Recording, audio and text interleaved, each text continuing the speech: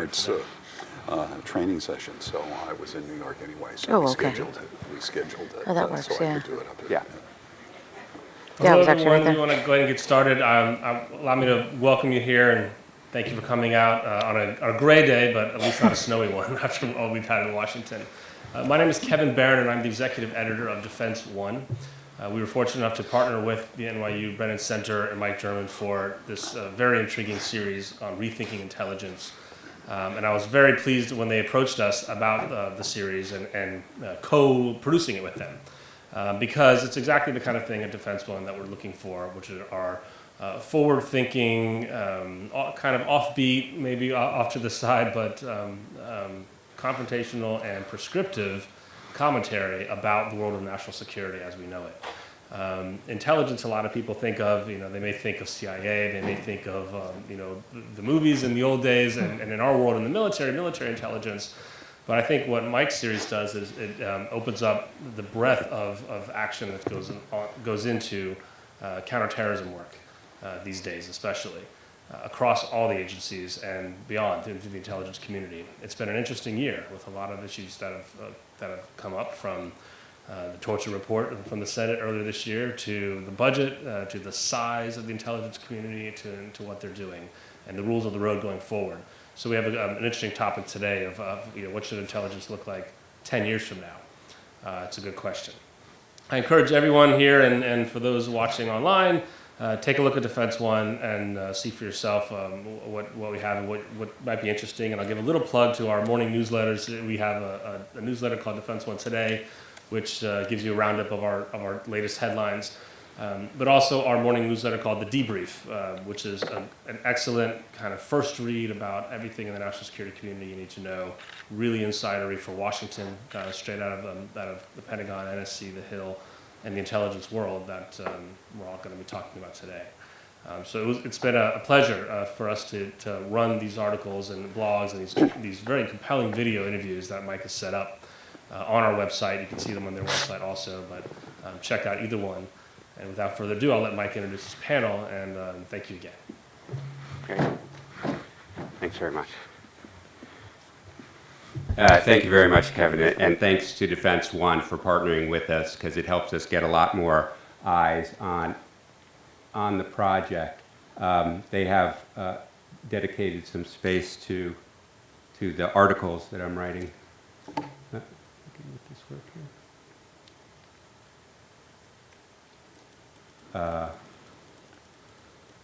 And with each article, there are interviews with various experts that I've interviewed.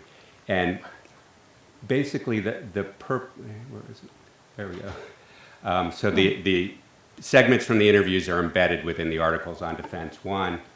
And then there is more content over on our website where we include not just the articles, which are in these segments, but also information about all the experts that we've interviewed. And basically this project got started, I was here at in Washington, D.C. at the ACLU's legislative office, and had grown somewhat frustrated with the debate about intelligence reform, right? We had this massive leaks of information from Private Chelsea Manning and from Edward Snowden that have changed the conversation about surveillance, but the reform efforts are actually pretty narrow, right? We've learned a lot from these leaks about the Patriot Act, Section 215. This is the telephone metadata program, which collects the records of the telephone calls that we make here in the United States from every person, regardless of whether there's any evidence to believe they've done anything wrong. So a massive invasion of privacy. Once the leaks came out, we found out that the government really didn't have a very good argument for whether it was effective, and in fact, it has never been effective to its stated purpose of stopping acts of terrorism or identifying actual terrorists. So here you have a program that's wildly expensive, invasive of privacy, and not effective, and yet the debate about how to reform it is whether you're going to allow the agencies to take 2 or 3 steps into the data to collect data on thousands of people who aren't even suspected of wrongdoing.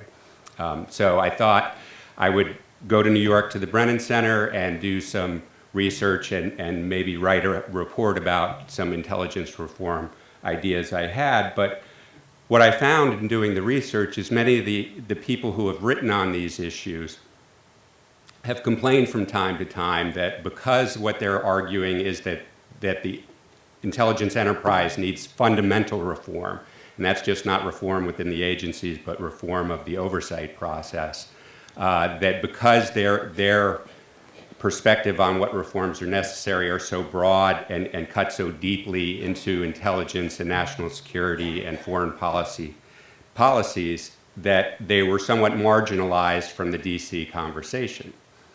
So I thought, why am I going to spend all this time to write one more report that's somewhat marginalized?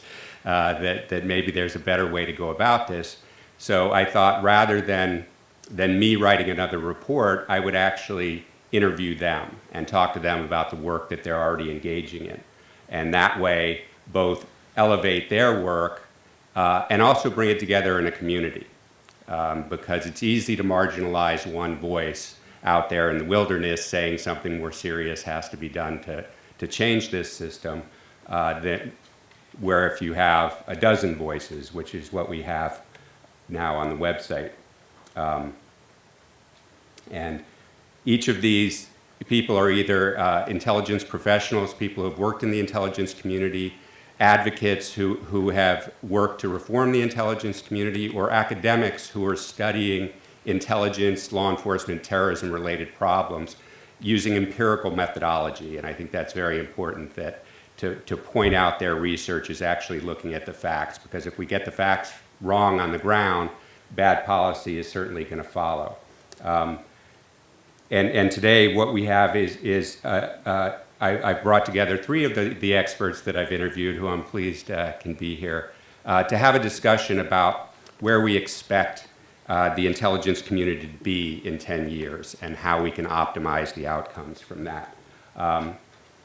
What I wanted to do though, so for each expert, there's a full bio that lists what they've done and also clips from their interviews.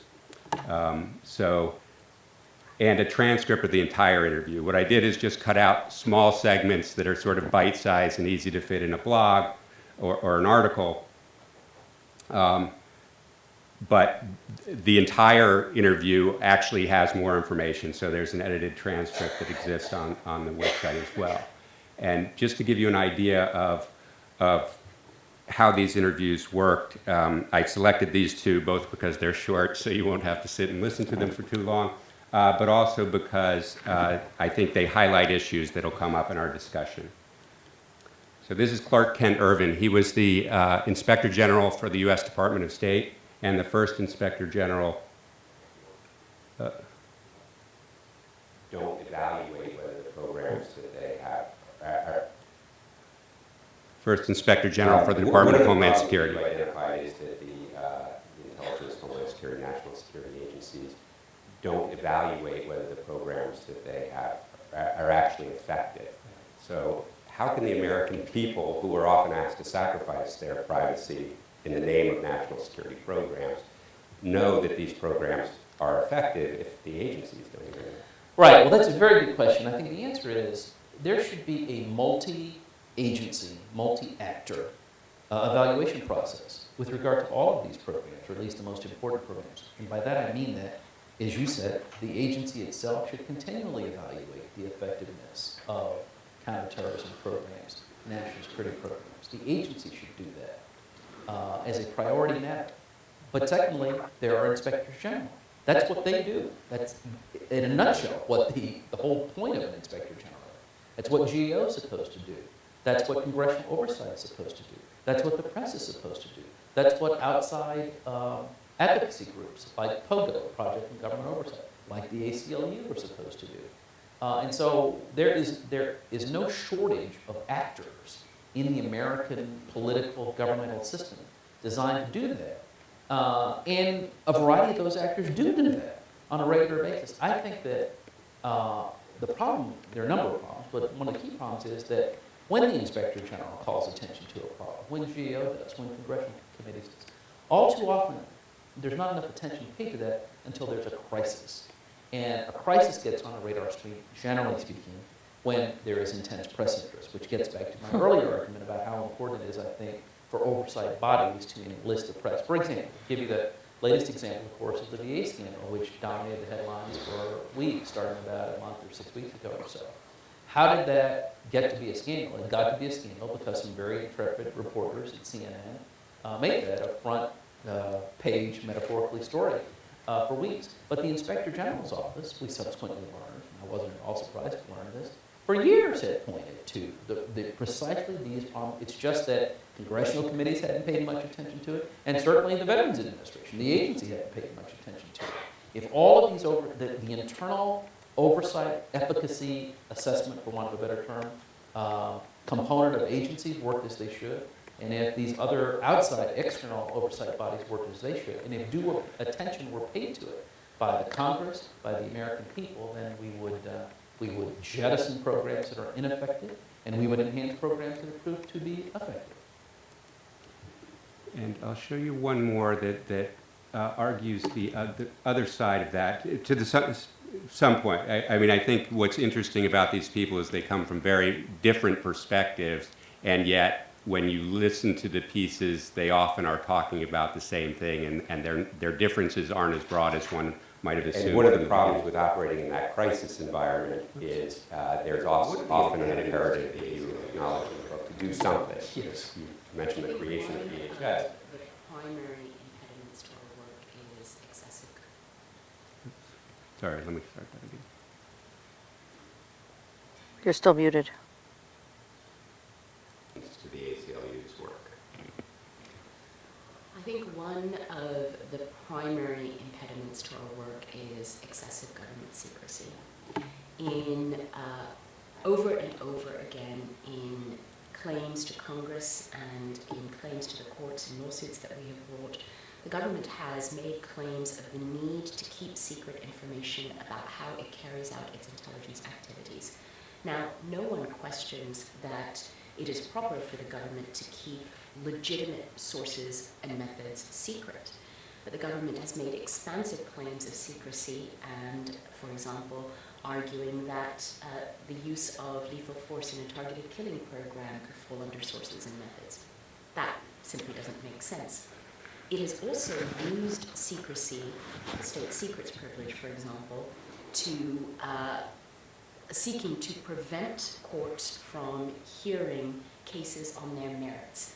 And it's done that in contexts that have meant that not a single victim of the US torture program has had its day in court because cases have been thrown out on secrecy grounds as well as other procedural doctrines. I think the other key impediment, which I think is beginning to get better, has been the extent to which Congress and the courts have given deference to the executive branch and the intelligence communities in particular. In the early post-9/11 era, that meant that oversight wasn't functioning well. More and more cases were being thrown out of deference to intelligence agencies in the executive branch. But now I think we see the tide turning. Our watch list, no-fly list case decision is an example. There are more and more cases in which the government is being subjected to scrutiny by the courts and the legislature because we realize how far afield the executive branch and especially the intelligence agencies have gone away from their legitimate mission and in ways that have abused tremendously the lives and rights of citizens and non-citizens alike. And what do we risk as a society by failing to maintain control of the intelligence agency?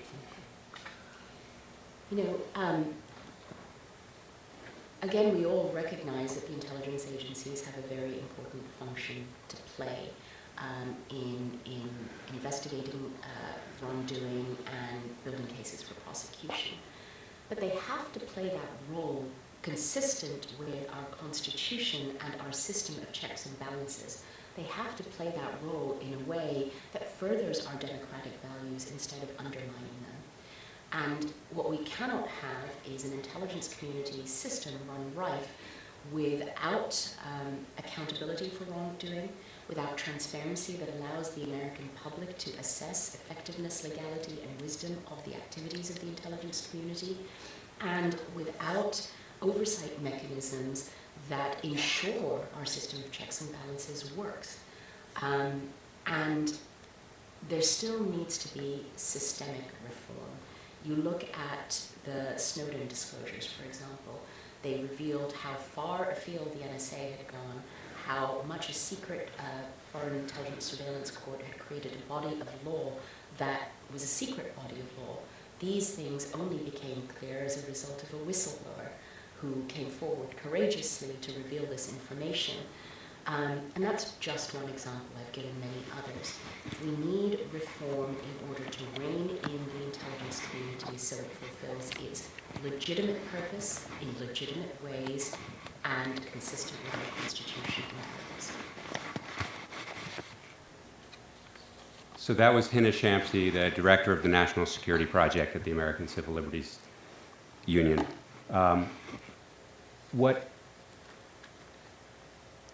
we also have, with each person's bio, every document or research report or article that they mention, there's a link to the article. So somebody who wants to go deeper into this material can find them. There's also a library of resources.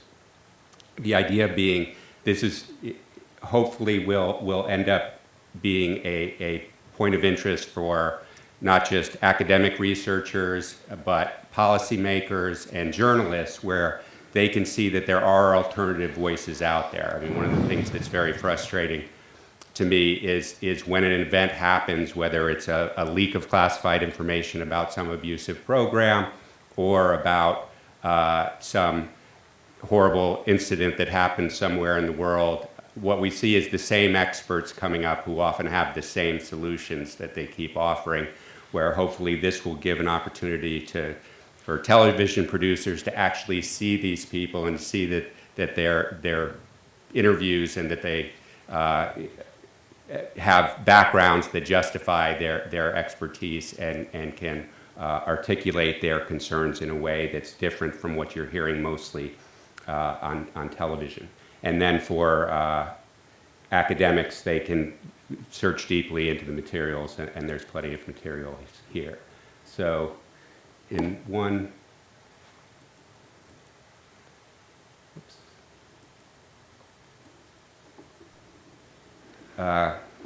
we'll now have the panel, which hopefully will shed more light on these issues, and these individuals who I'm so excited have agreed to participate in the project with their previous interviews and to be with us today. The first is Melvin Goodman. He is the director of the National Security Project at the Center for International Policy. He's a former division chief and senior analyst at the CIA Office of Soviet Affairs and a former State Department Bureau of Intelligence and Research analyst. He also taught at the National Defense University and at Johns Hopkins University. And then Mary Ellen Callahan, who is the chair of Jenner & Block's Privacy and Information Governance Practice and was the chief privacy officer and FOIA officer at the Department of Homeland Security. And finally, John Elliff, who was the Domestic Intelligence Task Force leader of the Church Committee, which is the first and to date only comprehensive examination of intelligence activities. He went on to spend the next roughly 4 decades in the intelligence community working at the CIA, the Department of Defense, and the FBI, as well as working on the Hill in the Senate Intelligence Committee and the Senate Judiciary Committee. So thanks to everyone for coming. So Melvin, why don't we start with, where do you see, obviously the intelligence enterprise has undergone significant change over the last 12 years since 9/11. Where do you see us 10 years from now? There's this period of reform that started with the Snowden documents, somewhat with the torture report. How do you see us getting to the place that we want to be 10 years from now?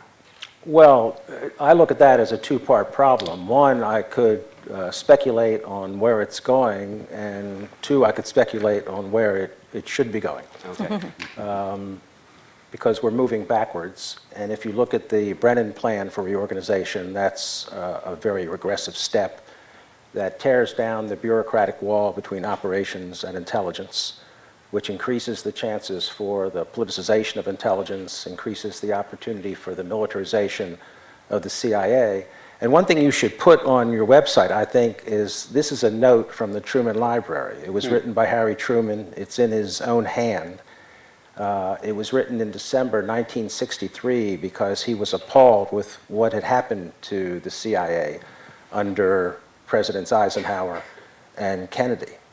And what he says in this note is that the CIA worked when I was there because I wanted a coordinating body that would bring intelligence to the President of the United States. What I didn't want was a cloak and dagger organization. What I didn't want was a spy organization. What I didn't want was an agency that initiated policy. So if you look at what Eisenhower and Kennedy and then Nixon and Kissinger did with covert action, Iran, Cuba, Vietnam, Chile, it's a long list. This is not what the CIA was intended for. And then when you look at the efforts that were made by William Casey and Robert Gates in the 1980s to politicize intelligence, which meant that not only was Gates wrong about the Soviet Union, he made the whole agency wrong about the Soviet Union. And this was replicated by George Tenet and John McLaughlin in the run-up to the Iraq War. So everyone knows about the remarks of George Tenet in terms of it would be a slam dunk, Mr. President, to give you the intelligence you want. But no one talks about the fact that his deputy, John McLaughlin, actually gave a slam dunk briefing to the President of the United States and then had the major hand in writing the speech for Secretary of State Colin Powell that was given at the United Nations in February of 2003 that was totally specious. One thing that happened just 2 weeks ago was the piece that Professor David Cole wrote in the New York Times in which he said the CIA got a bum rap in the torture and abuse report by the Senate Intelligence Committee. They did not get a bum rap. I mean, Cole is right on the basis that you have to go higher than the CIA. You have to look at Justice, you have to look at Gonzalez, you have to look at Jay Bybee, you have to look at John Yoo, and you have to look at Bush and Cheney themselves. But when you look at the sadistic nature of the torture and abuse that started before there were torture memoranda produced by Bybee and Yoo, when you look at the sadistic nature of that torture that was recorded on torture tapes that were then destroyed by Jose Rodriguez, and there was no accountability for that, you can see how many steps backwards the CIA has taken. What I would like to see in terms of what we ought to have in the intelligence community is the beginning of a process that would demilitarize the CIA, which has become essentially a paramilitary organization, particularly under John Brennan, who, when he was confirmed, said he was going to get the CIA out of the militarization business, and particularly get the CIA out of the drone business. And that hasn't happened at all. And if you look at the last appointment he made to run the National Clandestine Service, that will now become the Directorate of Operations once again, it's a former Marine colonel who has a background in special forces and special operations. And with the bureaucratic wall being taken down and these fusion centers being created, that's where intelligence was politicized. Iran-Contra came out of a fusion center. All of the policies involved with secret prisons and extraordinary renditions and the innocent detainees who were tortured by the CIA. No one really talks about the innocent individuals. There were over 25 of them among the 114 who were tortured. All of this work came out of fusion centers. So it needs to be demilitarized. The agency needs to be decentralized. What John Brennan has established, and he even said this in the reorganization, that he used the military as a model. The military is not a model for the Central Intelligence Agency. The military can never be a model for the intelligence business, which has to have a certain amount of competition, a certain amount of redundancy. It can't be a command structure. It can't be worst case analysis, which is exactly why Truman created the CIA in the first place. What needs to be done initially is rebuilding the oversight process. The oversight process is essentially dysfunctional, and that's been true for the last 20 years in terms of congressional oversight. In fact, Dianne Feinstein, until the torture and abuse report, she was an advocate for the CIA. That's not a job that calls for advocacy. It calls for a junkyard dog who's going to monitor very aggressively the transgressions of the CIA. And until the torture and abuse report, but that wasn't a Senate Intelligence Committee report. It was a Democratic Party, a Democratic member report. Republicans played no role. Republican staffers weren't even permitted to work on it. And then, of course, you had John Brennan, who said it would be beyond the scope of reason to think that we would break into the computers of the Senate or the emails of Senate staffers. And, of course, that's exactly what they did. So oversight has to be built by the Congress. The Obama administration has done tremendous damage to the Office of the Inspector General throughout the intelligence community, but particularly at the CIA. The CIA Inspector General resigned over Brennan's efforts to contaminate and compromise the torture and abuse report. So it's demilitarization, it's decentralization, it's rebuilding oversight, it's really restricting covert action to very few cases where it's an action of last resort, almost as if military, as if you're discussing military policy. And finally, there needs to be accountability, which you don't have at the CIA. Again, Rodriguez destroyed 92 torture tapes. This was obstruction of justice. The White House made it clear to the CIA that they didn't want those torture tapes destroyed. If you look at all of the abuses in terms of torture and abuse and the way that program was handled, there's been no accountability for any of that. And until you get, to me, back to a CIA that's willing to tell truth to power, you will not have the kind of CIA that Harry Truman wanted in the National Security Act and what the American people and the White House really needs in terms of intelligence. Great, thanks.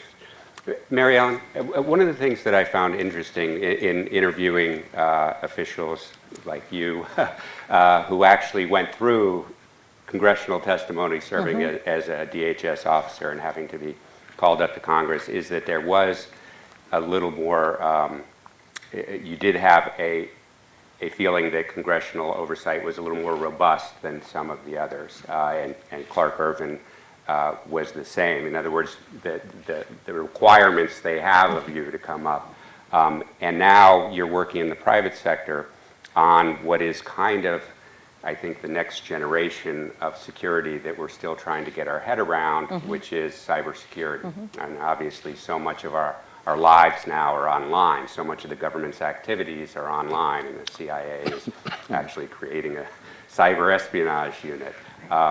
But what do we have to do to make sure that we have the proper guidelines in place as we create a new cybersecurity establishment to make sure that we're both protecting security properly and protecting other important values? Right. Thanks, Mike. I actually would like to clarify slightly. What's interesting about what I saw with regard to congressional oversight is they were very willing to bring me up and kind of have me be the whipping girl, so to speak, on privacy issues, which is fine. That's part of my role.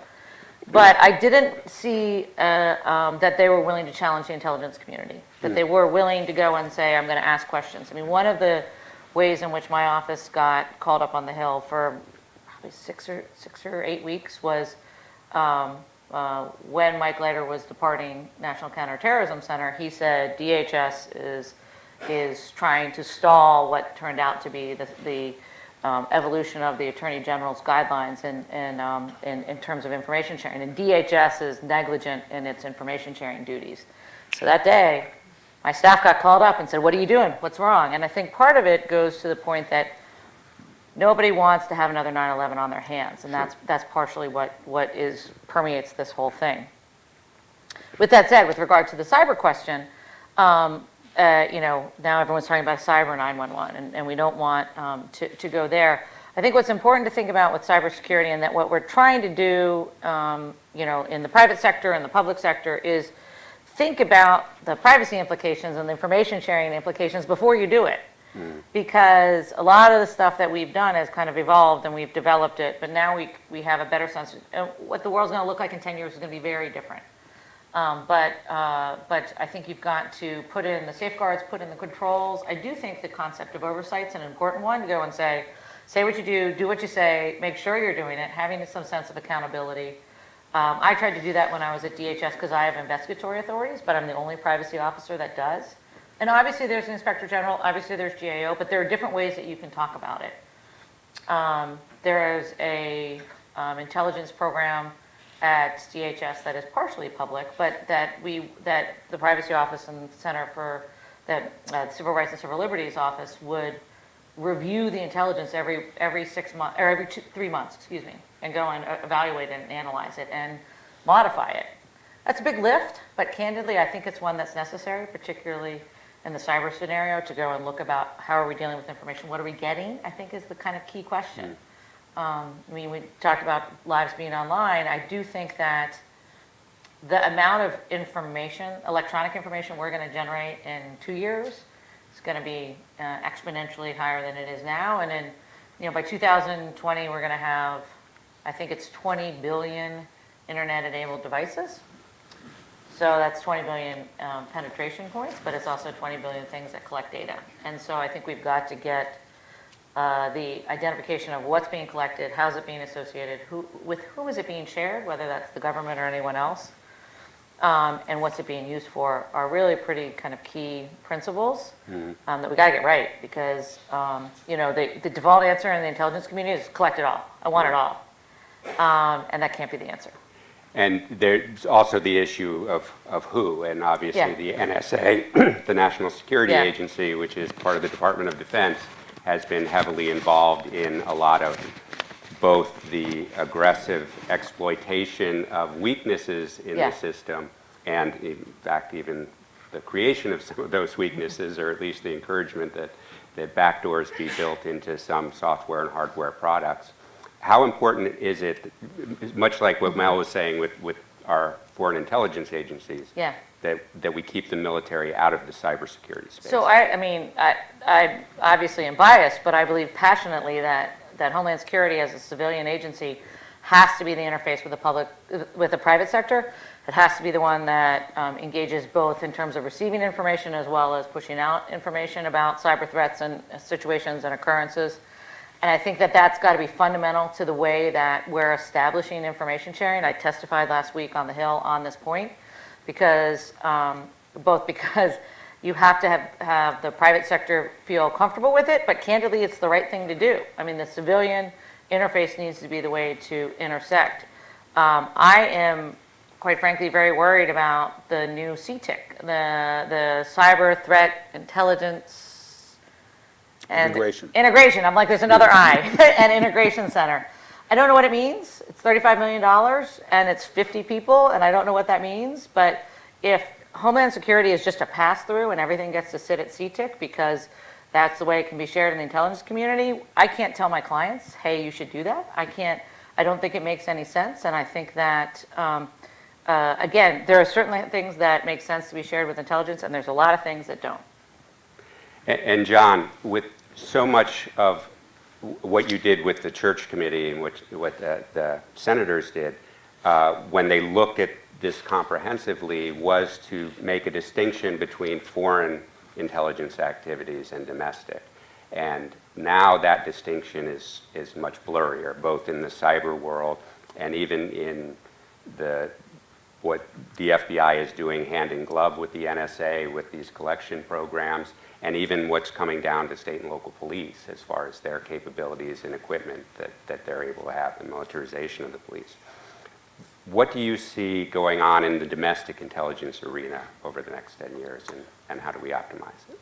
Well, I think you hit on it when you mentioned that the line between domestic and foreign is not where it was 40 years ago, where you could have the Church Committee divide its members between a domestic intelligence subcommittee chaired by Senator Mondale and a foreign and military intelligence subcommittee chaired by Senator Huddleston, and that made perfectly good sense in those days. On the domestic side, we were trying to wrestle with the legacy of J. Edgar Hoover. He had died in 1972, now it's 3 years later, and what can we sort out about the record of the Bureau that had been kept overwhelmingly secret from the American people and from the Congress during J. Edgar Hoover's administration of the FBI, which went back to 1924. So as we put out into massive reports the record, and I have to give tremendous credit to Attorney General Edward Levy under President Ford, Director Clarence Kelly, Straight Arrow Police Chief from Kansas City, who cooperated fully with these investigations because they knew it was as much in the interest of the Justice Department and the FBI to put that history behind them. That was an era of McCarthyism. It was an era of World War II rounding up Japanese Americans. And the legacy in the 1960s had been spying on the civil rights movement, spying on the anti-war movement, spying on peaceful protest all over the country. We were able to draw a sharp line. Director William Webster, a federal judge, became director of the FBI, succeeded most recently after 9/11, precisely at the time of 9/11, Bob Mueller, who retained the confidence of both sides of the Congress. And now Director Comey, who again, a Democratic president appoints a Republican former Deputy Attorney General to maintain a nonpartisan FBI with leaders who have a commitment to the rule of law, a commitment to the Constitution. Back in 2004, 2005, the stories now have come out about how the White House wanted Attorney General Ashcroft to sign a continuation of the NSA surveillance program, one aspect of it, and the acting Attorney General, Jim Comey, now the FBI Director, with the support of the FBI Director, then Bob Mueller, said, no, we do not believe the Attorney General should sign this. And as acting Attorney General, Mr. Comey said he would not. And the White House went to the hospital to try and get Attorney General Ashcroft woozy from surgery to overrule it. So the fact that we had an FBI Director, had a Deputy Attorney General who's now the FBI Director, who were prepared to stand up for the rule of law, that is the commitment that I believe the Congress expects presidents to make. The FBI Director has a term of 10 years. He can be replaced. Director Sessions was replaced by President Clinton, and there was no flap because there were reasons for replacing him. But otherwise, there's an expectation that 8 years from now, Director Comey will still be maintaining that commitment to the rule of law. That crunches directly into the fact that this is now international, it is foreign and domestic merged together, it is military and law enforcement merged together, it is covert intelligence, CIA style, merged together to deal with the terrorist threat.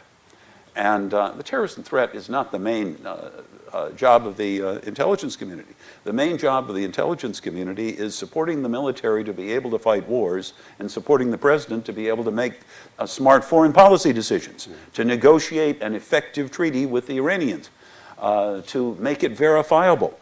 That is the main job of the intelligence community. Counterterrorism is vitally important. If we have a major intelligence attack in the United States over the next 10 years, then we are going to come to a crunch. Those who are in leadership positions who believe that commitment to the rule of law is essential for public support and cooperation with the FBI and other law enforcement agencies are going to confront political pressures from politicians who want to appeal to the emotions of the American public and say, we will crack down, and therefore we have to lift the restraints. Today, where we have not had a major terrorist attack, we've had them, we had the Boston bombing, we've interrupted some others, today, the ability of the nation to take the Snowden disclosures and wrestle with them in not as well as I would like to see, but still serious attempts to legislate, serious restrictions placed on the NSA by the president, not as much as the ACLU would like, but a lot more than many in the critics outside the intelligence community expected the Congress to consider. It's possible that legislation will get passed this year by a Republican Congress because there's an alliance between libertarian Republicans and civil libertarian Democrats on the concerns about privacy. I believe that all of that, if there's a major terrorism attack, is going to be tested. And what's necessary to be prepared to face that testing is to deal with today's issues one at a time. To deal with the legislation on NSA domestic surveillance. NSA is supposed to be a foreign organization, and it was turned domestically in ways that are, in my view, unwise to give a military organization like NSA, that's part of the Defense Department and works primarily for the military, this degree of role. If it needs to be done, have the FBI do it. Have the FBI be in charge. We have an institution that's been created called the Privacy and Civil Liberties Oversight Board. Congress passed it law 10 years ago. It took 8 years for the President and Congress to select the 5 members. The idea that we can't rely on politicians on intelligence oversight committees to do a very good job, particularly when that crunch comes and public opinion is going to be appealed to. Oh, we've got to crack down. It's the ability to have institutions like this, like the courts. Our discovery when the Snowden disclosures produced the discovery that, in fact, the secret court had told the NSA no, that the Fourth Amendment to the Constitution did not allow them to do the surveillance the way they wanted to do it, and sent it back a second time to fix the problem. No, that wasn't done in public. That was done in secret. I don't like secrecy. Now that I'm outside the government, but it does seem to me that the commitment to the rule of law is there, it will be tested, and we have to keep working with institutions to strengthen them so that when that crunch comes, we're prepared. And much like what Clark Ervin said, if you compare our intelligence community to any other around the globe, there's probably none that goes through the kind of scrutiny, that has privacy officers, that has inspectors general, that has intelligence committees and homeland security committees and judiciary committees doing this work. So if you have this robust system, why is it that we still get these failures? I mean, I think part of it, like the Privacy and Civil Liberties Oversight Board, is so understaffed to the complexity and enormity of the intelligence agencies. And even whether, and I don't know if you would agree, Mal, whether the intelligence committees can really get their arms around. I mean, that it took so many years for the Senate Intelligence Committee to do the research on the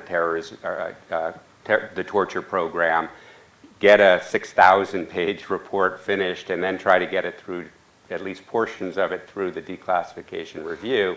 That, you know, we're talking 10 years from when the activity actually happened, you finally get a critical public report analyzing it. So how can we strengthen these systems in a way, or is the secrecy that required completely undermine them? I mean, you mentioned those FISA court opinions. In those opinions, the government was arguing that these programs were vital to counterterrorism.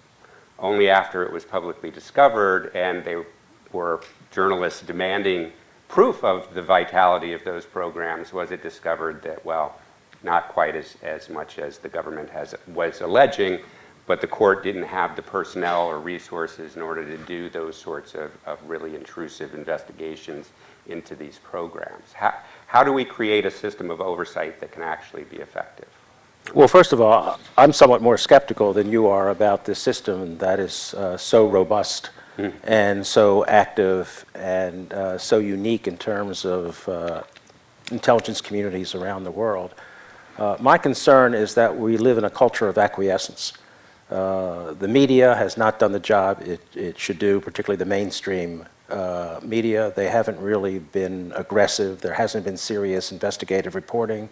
The courts have been extremely deferential to the executive branch. You've had cases that have gotten into the court system in Europe, in Poland, in Germany, in Canada. Reparations have been paid, apologies have been uttered. You don't have anything like that in the United States. You have an administration that claimed it was going to be extremely transparent.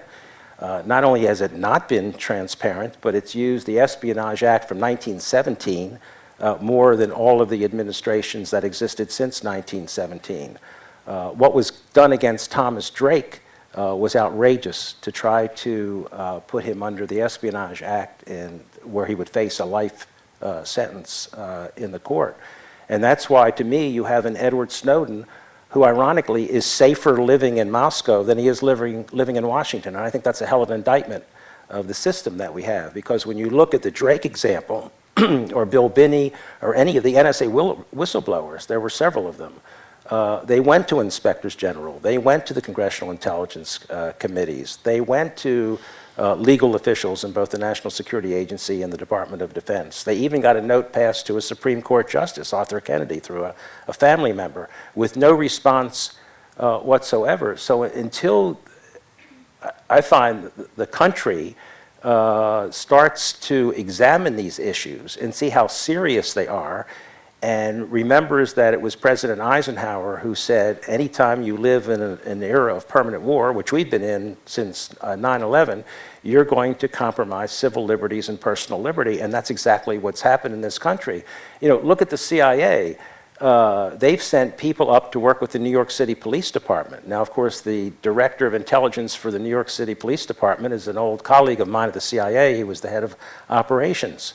The CIA should have no domestic role. That's in their charter from 1947. It's in the charter of the National Security Agency from 1952. So a lot of these rules and regulations have been observed in the breach as far as I'm concerned. And until you get an aggressive Intelligence Committee, and you will not have that under Richard Burr at the Senate Intelligence Committee, the new Republican chairman from North Carolina, that 6,000-page report will never see the light of day.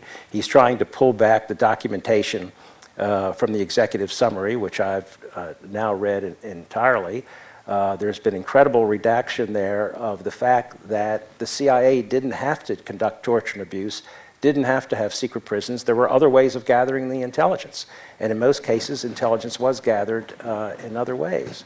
The CIA was able to lie to the president, lie to the Justice Department. Brennan was able to lie to the chairman of the Senate Intelligence Committee. No accountability whatsoever.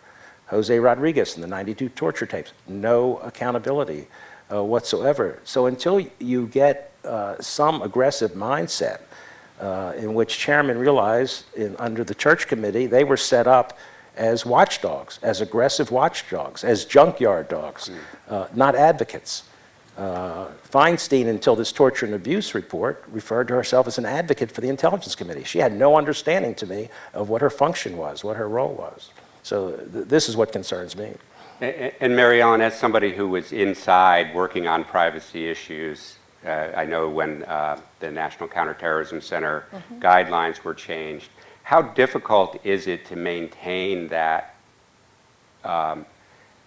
I mean, obviously you're working for the agency, but also working for these principles. And are there avenues where the next Edward Snowden or Chelsea Manning who sees a problem and doesn't feel like there's anywhere to go? So to answer that second question, the Privacy Office isn't the way to go in terms of the complaints.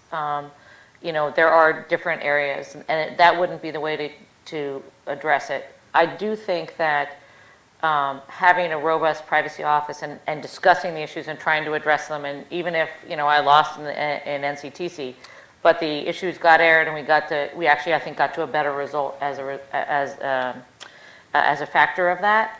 But again, there's only one office in the federal government that's doing that. I would argue maybe NSA with Becky Richards, maybe the second one, who came from DHS, actually trying to engage in talking about the issues.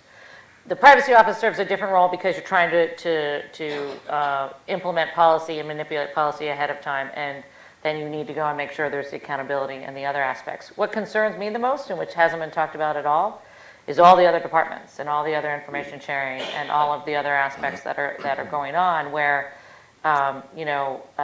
legislation or executive orders give lip service to privacy and civil liberties, and you've got one guy who reports to someone way far down the chain who doesn't have visibility into things. The 9/11 Commission Act, I think it's Section 802, required the establishment of senior level privacy officers who their full-time job was privacy, who had authority to do privacy policy, to do implementation, to deal with redress and things like that. And, you know, it names the major agencies, and I would argue that DHS and maybe Treasury meet that definition, and the other ones in the breach have, you know, State Department doesn't even have a privacy officer. Justice, I would say, doesn't meet the face of the requirements, and there's nobody talking about that. And I think that that's an important issue, because if the government's going to have to deal with this, Office of the Director of National Intelligence also is listed in Section 802. But if you're going to have to deal with these issues, that it can't be one department, it has to be the holistic government of all rowing together on these types of issues. And now a lot of that debate is public through Freedom of Information Act requests and some investigative journalism. But if that debate could have been public at the time, I mean, obviously there was nothing implicating the national security, would it have been easier for you to generate the public support that could have changed the outcome? I think so. I mean, my job isn't to generate public support and to do it, but I will say that the types of things that the types of dialogues and the type of mistrust and the type of concerns that I raised with senior administration officials are exactly what happened after Snowden. And candidly, maybe they were less worried about NCTC because they knew about 215. And so they're like, well, that's much bigger. We really shouldn't worry about NCTC. But that type of loss of respect, loss of trust, and candidly a concern about the collection and use of this information by the government is it is a daunting task, and I don't think the government's going to get a lot of that trust back unless they make a lot of steps, which I haven't seen yet. And John, with more of the domestic intelligence being involved, both with foreign intelligence and military agencies, the secrecy rules are very different and have sort of leaked into traditional policing. In California, one of the ACLU cases that Hina Shamsi was discussing in her interview involved an FBI informant who went public that he had been tasked to go into mosques and just generally collect information about people who worshiped there. And when individuals from those mosques attempted to sue, the Justice Department actually claimed state secrets privilege for domestic surveillance activities by a domestic law enforcement agency of Americans, and yet we can't go into an American courtroom to address that type of infringement. How much does that undermine the mission of the FBI, the law enforcement mission, when it's also got this secret side that might be doing things that the American public might not find as appropriate? After 9/11, there was great criticism of the FBI for being reactive, for just being a criminal investigative agency. The FBI had to become a preventive intelligence agency, or else the President and the Congress would create a separate domestic security organization like the British have and the Canadians have and the Australians have, Germans have, the French have. Why shouldn't we have a separate domestic intelligence agency separate from law enforcement? The Church Committee thought about that throughout the years. The idea was, if you're going to have the rule of law apply to intelligence within the United States, you need to embed domestic preventive intelligence agency within the agency that inculcates commitment to the rule of law. It has to perform both functions, and what you have to do is get the criminal investigators to recognize that they have to spend part of their career in a preventive intelligence mode.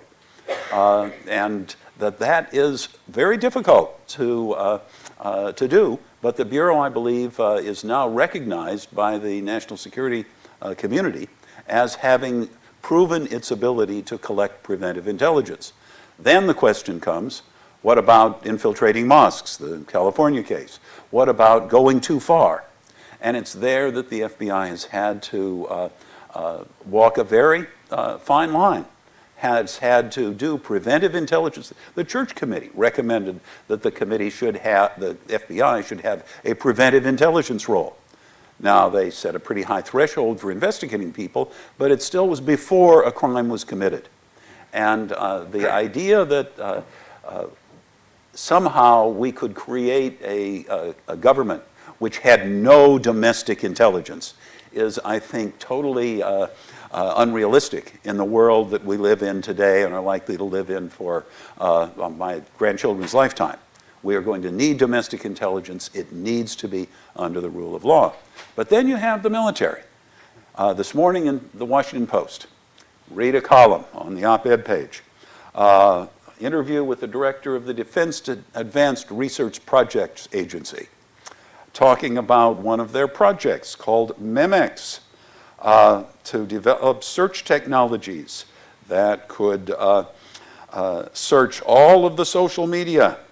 MEMEX mission was to search online forums, chat groups, advertisements, job postings, and hidden services to expose illegal sex trafficking. But now DARPA is using MEMEX to track online activities of extremists linked with the Islamic State. And the columnist properly says this raises potential privacy issues. I should say so. There was a time when a former admiral named Poindexter had a program at the Defense Department for data mining. Well, this walks, talks, and quacks like data mining. Has anybody in the media, in congressional oversight, picked up on this? Maybe someone will from this column. But the idea that technology enables government and the private sector to do an enormous amount, and that we, you, all are exposing ourselves on social media, laying out our lives in ways that 40 years ago, 10 years ago, nobody was doing. You are inviting government to come in and take advantage of the exposing that you're doing. So those are the issues over the next 10 years. That's why before this you asked me, well, why did you support the idea of there being a new church committee? And I supported that recommendation a year ago. After the Snowden revelations, technology is fundamentally changing the relationships of citizens to their government, the relationships of citizens to powerful private organizations, and the whole world's relationship with each other. So that, you know, if you want to tap a wire in the United States, you may be tapping communication on email from London to Tokyo. You know, that is the nature of global technology in the information world. So I truly believe that 10 years from now, we look back 10 years, we didn't have the social media we have today. What are we going to have 10 years from now in terms of the challenge? Congress isn't organized to be able to understand technology. They used to have an Office of Technology Assessment in the Congress. That was abolished 20 years ago, I think. 1990s. And maybe if we don't get a church committee, maybe those privacy interests who are libertarian conservatives and civil libertarian liberals can agree on something that is needed to supplement a weak privacy and civil liberties oversight board, politicized intelligence oversight committees, maybe a new Office of Information Technology Assessment that can really help Congress, the President, other oversight bodies understand what this technology is doing to our lives, to the power of government over the citizens. And one of the things that concerns me is there's this, I think the public has this attitude that these intelligence activities must be effective. They're keeping us safe, so therefore we should not ask too many questions. But too often when we see intelligence fail, either whether it's some overseas event that happens, you know, the seizure of the Crimea by the Russians, or the failure to anticipate or take advantage of the Arab Spring in a way that spread democracy throughout the Middle East. How do we hold these agencies to account when what's happening is taking place in secret, and the structural reforms that we set in place, like the intelligence committees, are not doing enough to give us evidence that these programs we're giving up so much for in treasure, in how it affects our foreign policy, and what choices we're not able to make because of other choices that we are making. as well as domestically when it bleeds over into the United States. No. Well, the problem that I encountered when I testified in 1991 against the confirmation of Robert Gates is that there was only one staffer. His name was Marvin Ott, who then became a colleague of mine at the National War College, who was really interested in intelligence and politicization of intelligence. That the staff generally was interested in operations, covert actions, budget issues, but intelligence issues were considered secondary. So when you look at intelligence failures, and the list goes on and on, remember it was only a year ago that Obama described ISIS as Al-Qaeda's JV. You know, just because they put on Laker jerseys doesn't mean they're all Kobe Bryant. Well, that was a group that was totally missed by the intelligence agencies. When you look at the fact that we went to war with phony intelligence, look at the October 2002 estimate, which put us in Iraq in March of 2003. There's never been any accountability for that. And if you go back now and look at Obama's unwillingness to have any accountability for the fusion centers at the CIA, it's because I think a lot of the people who are working in the fusion centers are involved in the drone reporting, involved in targeting activities, involved in all of this paramilitary activity in the global war against terror. So John Brennan issues the most fundamental reorganization we've ever seen of the Central Intelligence Agency. There have been no questions asked by the Intelligence Committee. That should have been briefed to the Intelligence Committees before he announced it last week, actually to the press, but they were embargoed until he met with the troops on Friday. But there's been no attempt to monitor what this is going to mean. And this is going to have a huge impact on the way intelligence is produced at the CIA. But I find there's just no real concern with that. And Mary Ellen, when we talk about, this idea of blowback, that something we do has a negative repercussion, we usually think of it in political terms. But for a lot of the tech sector now, there's actually real economic consequences to some of the aggressive exploitation of the fact that American companies have some dominance in the tech world. And now, because we know of how that's being used, it's having a negative impact on their ability to do business overseas. How can we make sure that the intelligence agencies are incorporating those kinds of questions into their analysis of whether a particular methodology should be driven?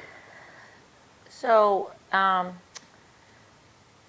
intelligence community won't weigh business considerations. I mean, I think the number was, whatever, since the June 2013 revelations, I try not to personalize it with saying Snowden, but since June 2013, the U.S., particularly cloud industry, has lost something like $50 billion worth of work, whether it's bids or protests or whatever. So the intelligence community candidly doesn't care.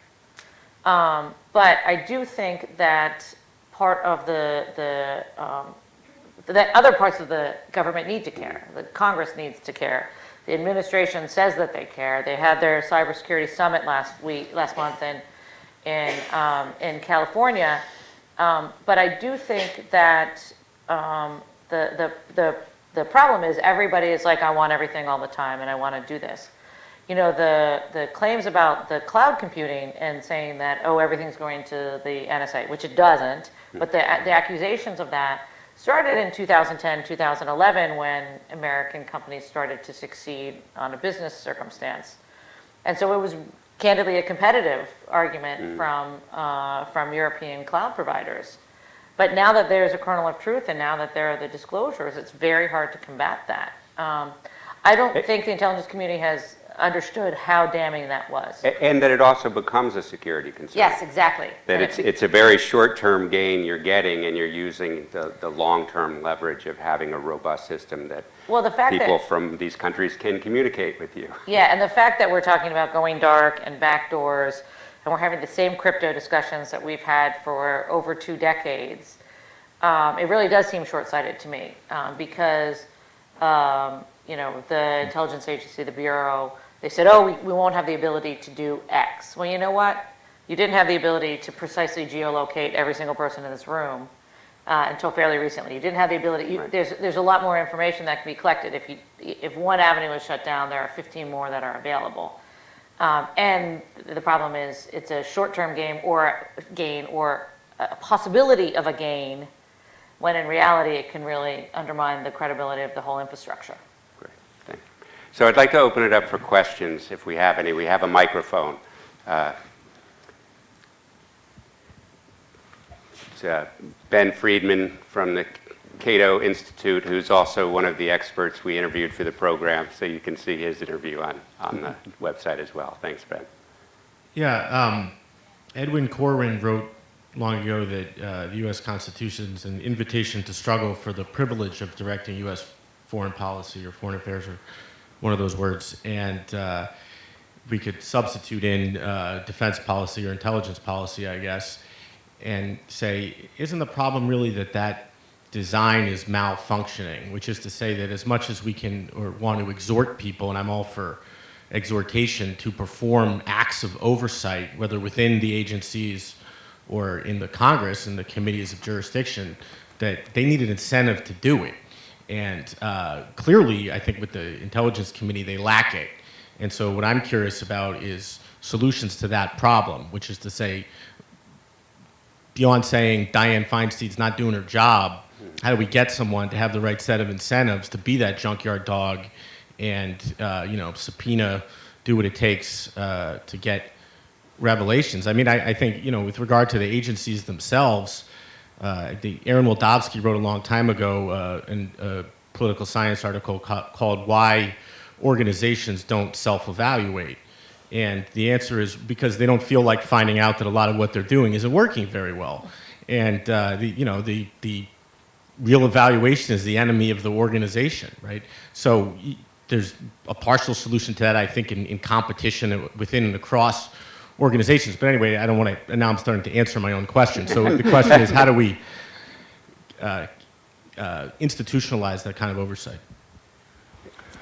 Well, at the CIA, and here I think it's the problem of how do you monitor a secret agency inside of a democratic form of government? I think that's the problem to begin with, because you have need to know and you have all forms of classification, and the democratic government is talking about transparency and openness. And it took several crises to get the CIA where it should have been. One, the crisis of the 1970s, COINTELPRO, which led to the Church Committee investigations, which led to oversight committees after 30 years that the CIA was in business. And then you had the crimes of Iran-Contra, which were extremely serious. No one was really held accountable, and the few people who were indicted were given pardons by President George H.W. Bush on his way out of Washington. But in the wake of that, they did create a statutory inspector general for the first time at the CIA. And so that you had a statutory IG who was nominated by the president and confirmed by the Congress, someone who had real clout. And when that IG became very effective, and certainly John Helgerson 10 years ago, when you look at the reports that were done on 9/11, pointing to the intelligence failures of 9/11, the shoot down of the missionary plane in Peru, and the cover-up of that by the CIA, and not getting the Congress to be interested at all in that important IG report. The Senate report on torture and abuse couldn't have been done without the so-called Panetta review that was done at the CIA under the Office of the Inspector General. And then the Obama administration, and particularly Leon Panetta, comes into power, and they go even further than Bush did, who nominated Porter Goss and then General Michael Hayden, which I think never should have happened. So therefore, the Office of the Inspector General has become weakened. So until you have people who are willing to understand the need for this internal investigative system, an internal oversight mechanism, as well as the oversight that Congress provides, and I agree that when the Office of Technology Assessment was abolished during the 90s, that wonderful contract with America that Newt Gingrich wanted, where we lost the Arms Control and Disarmament Agency, so we lost our arms control lobby, we lost the United States Information Service, and then now we've lost basically the Office of Inspector General inside the intelligence community, and certainly within the CIA. So the government has moved further and further to the right, while the liberal community and the so-called progressive community have paid no attention whatsoever. I'd like to also address that question because it really goes to the question of institution building, being creative in institution building. In the early 70s, when the Nixon administration, before Watergate, had proclaimed the authority for warrantless domestic wiretapping, the Supreme Court unanimously declared it unconstitutional. A traditional institution came about. But then the question is, what do you do about foreign intelligence within the United States against foreign spies? That can be stretched also, and if we leave that power in the president's hands, can't that be misused too? Martin Luther King was wiretapped because he claimed to be under the influence of, J. Edgar Hoover claimed he was under the influence of a foreign agent. You know, and this was foreign influence that had to be watched in the United States. So what we did was creatively create a secret court. A lot of people, liberals and conservatives, didn't like it. Conservatives didn't like it because they believed in a strong presidential power for national security. Liberals didn't like it because it was secret, and it was going to be secret. But the ACLU worked with the Congress and worked with the Justice Department on a bill that created a new institution. I think we have to be constantly looking for new institutions. This Privacy and Civil Liberties Oversight Board, 5 members, 4 part-time, limited staff. Can that be the kernel of something that would be a more powerful institution respected? Or, as I suggested, a new kind of Office of Technology assessment created with, I hate to say the words, but bipartisan interest on the part of the Congress in privacy.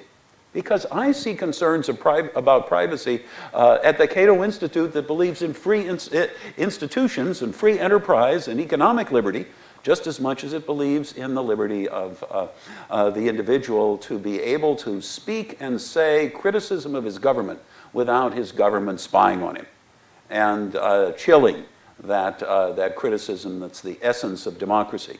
So finding ways to build new institutions that can help make our Constitution work. They'll never be perfect. Secret courts weren't perfect, but they were better than nothing and got us into a mode when the president did not have exclusive power. And how do we have institutional control over threat assessment? Because that's what I see as one of the huge problems and something Ben and I talked about in our interview, right? I mean, the agencies that are assessing the threat are the same ones that are then given the resources to address the threat. Mm-hmm. So it's their incentive is built in to say there's a horrible thing out there that we need to protect you from. And where can the public get an independent, objective analysis of that threat? And, you know, Mel, you mentioned the media, you know, and I don't think we can be surprised to see some sensationalism within the threat of the media. You know, if it bleeds, it leads. Members of Congress, you know, what's the incentive to be the one saying, no, it's not really as bad as everyone's saying, because all it takes is one surprising event to be shown to be irresponsible. So is there a way we can make objective threat assessment part of what the intelligence community does? Well, originally, when Truman created the CIA, one of the ideas was to get away from the worst case analysis of the Pentagon. So the Pentagon was justifying its budget, justifying its weapon systems, justifying its procurement with worst case assessments. And that's what the CIA did to a great extent. But then you had directors, particularly Gates and then Woolsey, who didn't want to have any controversy with the Pentagon and gave over important areas of intelligence, order of battle intelligence, which is very important in terms of counting the enemy. I mean, look what happened during Vietnam when a good friend of mine, Sam Adams, tried to count the number of Viet Cong, and he had it right, but the Pentagon kept reducing the number because if the real number were ever known to the president, we would have to double our forces in Vietnam or get out. So you don't have the kind of objective threat assessment that I think the CIA was created for in part. So institution building has meant you exaggerate the threat and then you exaggerate your budget. I even look at this new Office of Cybersecurity that Brennan wants to build at the CIA. That's going to be some form of leverage to increase the budget of the CIA. That's one new technological innovation that is going to have to be funded or supported. That's what happened to the National Security Agency in terms of building a new collection system that would not honor anonymity or privacy rights, which is what Tom Drake and Bill Binney and Ed Loomis were talking about before they were indicted, essentially. So until we get into this objective area, but when you lose something like the Arms Control and Disarmament Agency, you lose an arms control lobby, and you'll never have a Pentagon interested in arms control. That's not what they're about. So you have no counter to the hard line on the right about exaggerating the threat and exaggerating the number of weapons we need, which is what Eisenhower warned about with the military-industrial complex. And of course, he was spot on. The problem was Eisenhower thought there was a cheap way to fight these issues, which was using the CIA in terms of covert action. And we saw what that brought us over the years.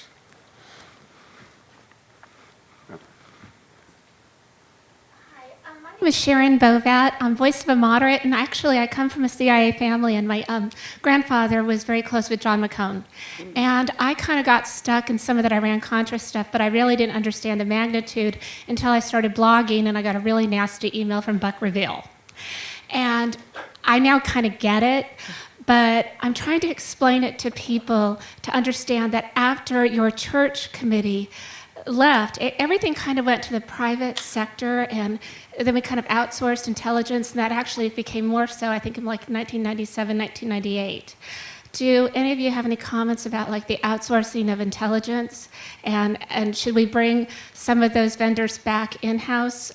My grandfather always, he was really big. He had 3 retirements. He retired with 3 different retirements. I think naval intelligence, I don't understand how they did it, but they did it to keep him honest, and but they said that you wanted to make sure people couldn't profiteer from war. You couldn't do that. Is there a way to prevent people from leaving government and becoming vendors and becoming very rich? Or that seems to be part of the problem. Thank you. Well, there's 2 kinds of outsourcing. One is the Iran-Contra outsourcing, when the White House or some other agency goes to people who don't work for the government and basically does what Nixon did with his plumbers unit, conducting burglaries or engaging in covert action overseas, and doing that outside the discipline of a profession that develops skilled intelligence officers and analysts. The difficulty is that 20 years ago and longer, and this is as much during the Clinton administration as any, the idea was we have to reduce the size of the federal workforce. And that meant contracting. And so you have this immense development of defense contractors, intelligence contractors, led normally by retirees from the defense agencies and the intelligence agencies.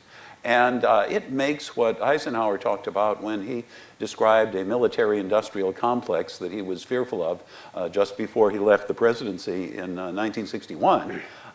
That's penny-ante stuff compared to the size of today's military-industrial complex in a world where the incentive to reduce budgets comes only from things like an across-the-board sequester. Otherwise, nobody on the Hill wants to really take the blame, at least on the majority side, for voting against a defense budget or voting against an intelligence budget. That's just politically unpopular to do that. And where does that money go? It goes as much to the defense and intelligence contractors as to the other. I don't know how we correct that. There are proposals now to try and recognize that focusing on career government functions as opposed to spinning them off or relying heavily on contractors to do the work that you want government agencies to do themselves. You've identified, though, a major problem with our system that is going to be very tough to fix. And one of the other interviewees is Danielle Bryan, who is executive director of the Project on Government Oversight, that actually created a contractor fraud database because the government wasn't even keeping up with the contractors who had already defrauded them once. So they have a database to make sure that they're holding these contractors accountable to the law as well.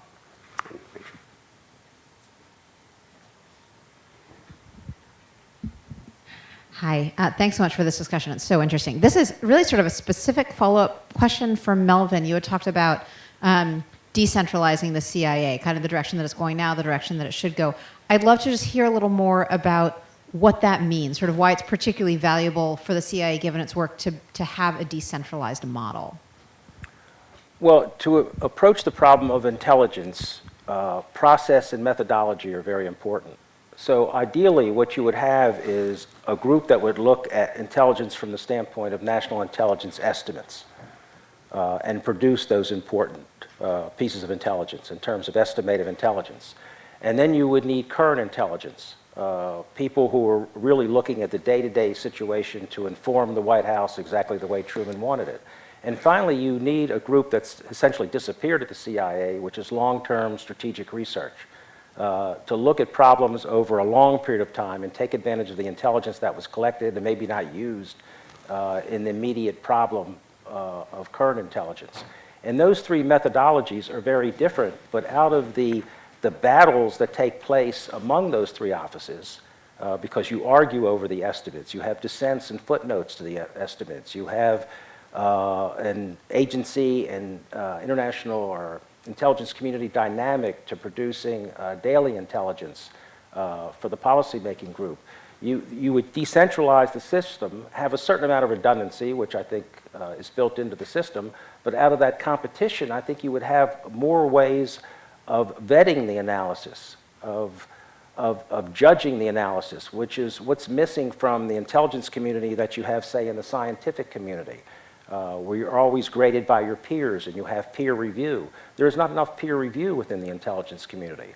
So what Brennan has done, and Brennan is someone who doesn't delegate, who doesn't like to consult, who pretty much runs the CIA out of his own back pocket, he is creating these fusion centers, and the person he names to run the fusion center, there'll be 10 of them, some of them functional, some of them regional, will have to report directly to the director of centralization. So it will be highly centralized.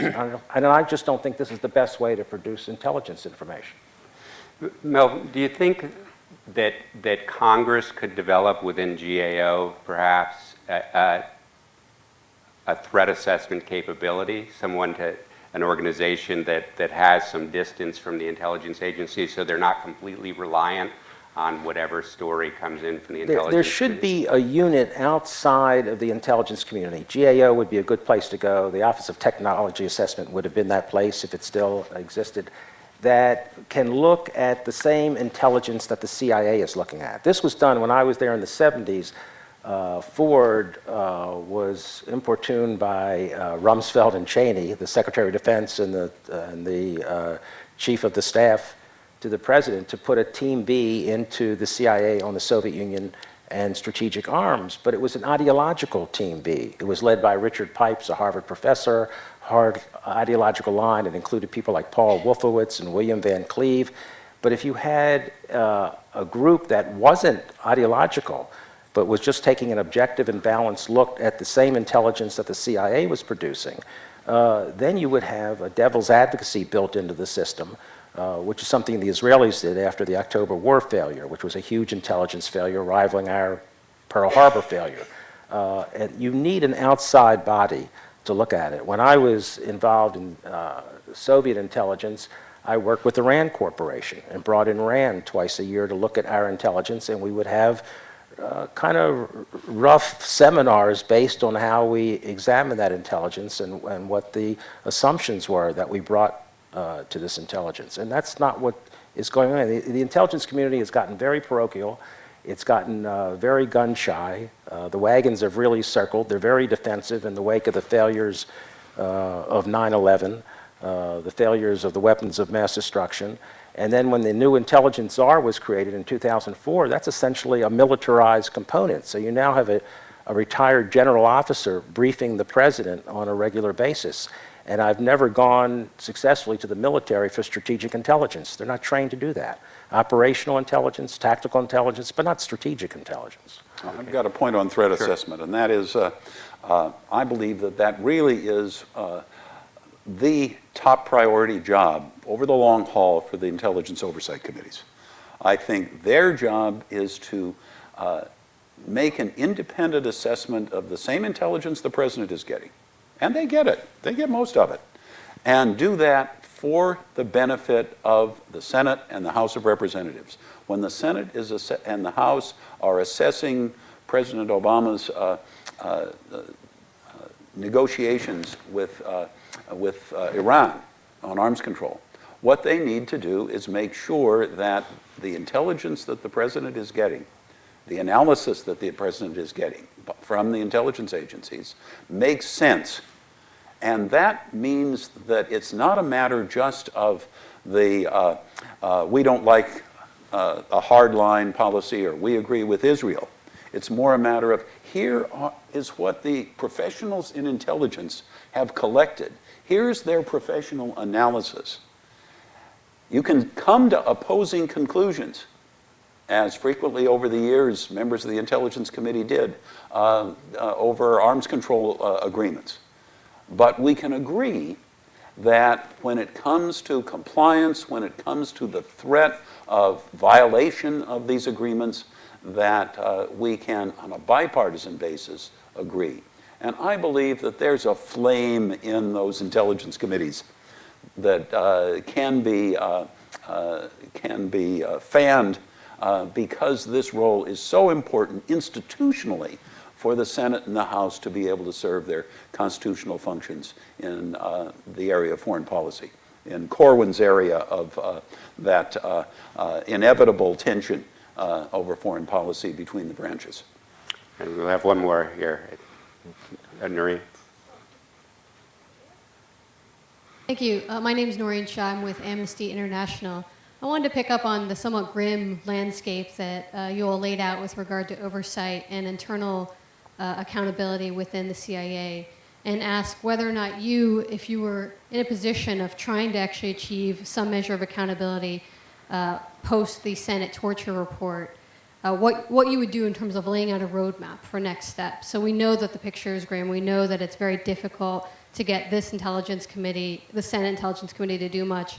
The CIA Inspector General, as you laid out, is also not really an option. What about the Department of Justice Office of Inspector General? What about the Department of Justice itself? Or how would you go forward and map out the next 10 years so that a decade from now we do have some accountability for CIA torture and also even for CIA unlawful drone strikes? Well, at some point you're going to have some accountability in the system. There's going to have to be punishment within the system. Laws were broken. The Constitution was violated. International conventions were broken. These were very specific individuals who took these actions. We talk about brutal torture and abuse. It was sadistic torture and abuse that went beyond what the torture memos talked about and started before the torture memos were written. So until you get a system that allows for some accountability, that sets up an example or a precedent for actual punishment. You know, the people involved in Iran-Contra, some of them should have gone to jail. A president possibly should have been impeached.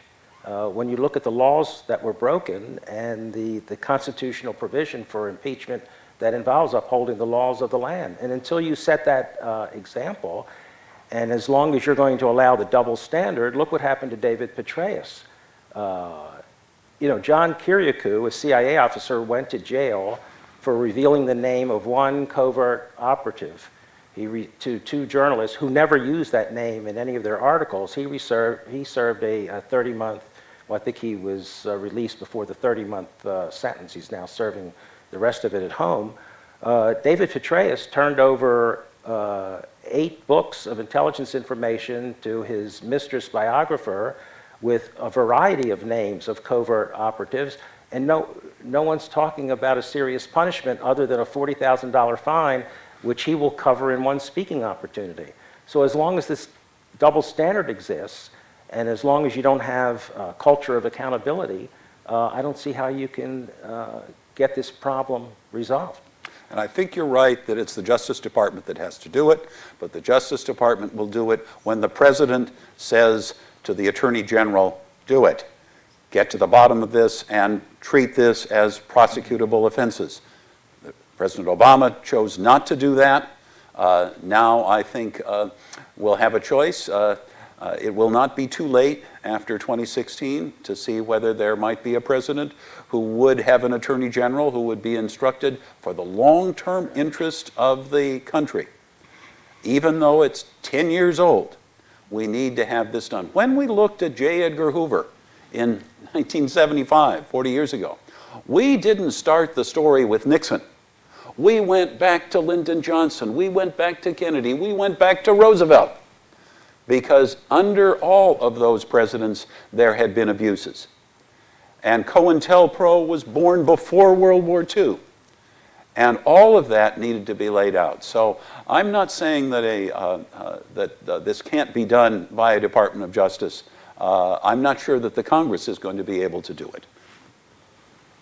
I can't obviously talk about the CIA, but I do think that different organizations like the P Club, that there can be different ways to get visibility. I think strengthening the Inspector General, strengthening the privacy officers, having different ways to demonstrate accountability, even if there's not necessarily a public report because of the classification or whatever, but having some ability to say, this is why we did it, this is why it was effective, this is how it didn't violate laws. I think having some sort of reckoning is an important process in this entire evolution.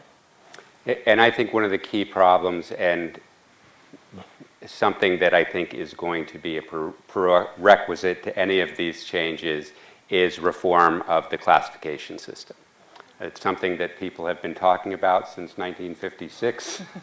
And you know, the CITES Task Force in 1972 said secrets can only be secret for a year. So you know, it's long overdue that we have serious discussion about how to make it so somebody deciding to do something today knows that he will be held publicly accountable in a very short period of time, certainly long before they've retired and moved off to doing something else. I think when you look at the torture report, what you see is a lot of people who didn't think these decisions would ever get a lot of scrutiny. We talk about too big to fail. We should talk about too big to jail. That's a problem. But thank you so much for coming. And I'm sorry we can't take more. We'll grab some refreshments at the end and you can stay. But I did want to alert you to John and 16 other church committee staff members have signed on to a report produced by the Brennan Center on strengthening congressional oversight of intelligence. It's available on our website, and we'll be holding an event in May that hopefully will challenge these problems in a way that we can start to develop better solutions. So look forward to that. Thanks very much for staying. And thank you. Thank you very much.